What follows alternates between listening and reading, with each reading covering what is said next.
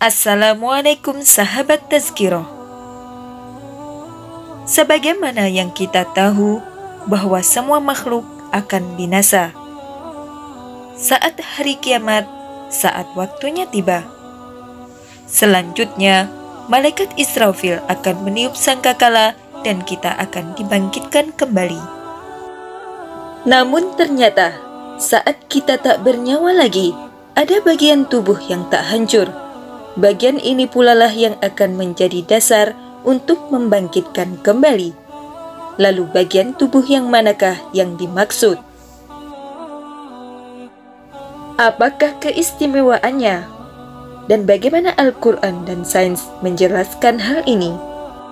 Tonton video ini sampai selesai agar mendapatkan informasi yang utuh. Para ilmuwan pernah mencoba menghancurkan tulang ekor dengan beberapa cara, melalui pembakaran, dipukul benda keras, atau dididihkan. Semua tak mampu menghancurkan tulang ekor. Lalu seperti apa penelitian mengenai tulang ekor? Hans Piemann, seorang peneliti dari Jerman yang berhasil mendapatkan hadiah Nobel bidang kedokteran pada tahun 1935, dalam salah satu penelitiannya bersama asistennya melakukan percobaan kepada tulang ekor. Mereka mengisolasi tulang ekor dan menggunakannya pada hewan amfibi. Ternyata sel tumbuh sendiri di luar poros janin. Hal ini membuktikan bahwa tulang ekor ini tak terpengaruh oleh apapun. Percobaan kedua, tulang ekor direbus kemudian ditanam pada janin lain. Hasilnya tetap menumbuhkan sel-sel secara mandiri.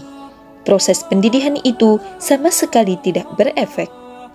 Dr. Muhammad Ali Albar, ahli medis International Medical Center mengatakan bahwa para pakar embriologi menemukan bahwa tulang ekor adalah permulaan manusia terbentuk.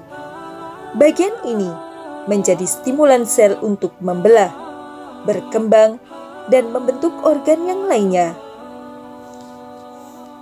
Jaringan saraf dasar juga berasal dari tulang ini. Dalam buku Miracle of Al-Quran dan As-Sunnah, pakar embriologi menjelaskan dengan detail bahwa manusia tercipta dari untaian yang sangat halus, yang disebut dengan untai primer. Untai tersebut terbentuk karena kuasa Allah Subhanahu wa Ta'ala pada hari ke-15. Setelah pembuahan sel telur dan implantasi pada dinding rahim. Setelah itu organ embrio terbentuk, terkhusus saraf bagian awal tulang-tulang belakang, kemudian semua organ tubuh. Untai primer ini juga akan membagi dan memiliki ciri khusus sendiri.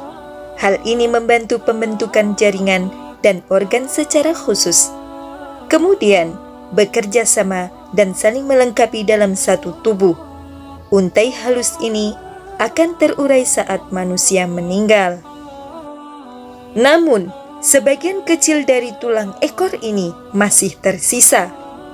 Inilah yang akan menjadi dimensi kebangkitan kembali.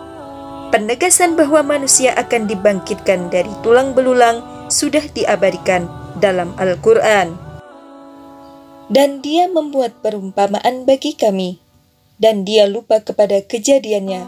Ia berkata, siapakah yang dapat menghidupkan tulang belulang yang telah hancur luluh?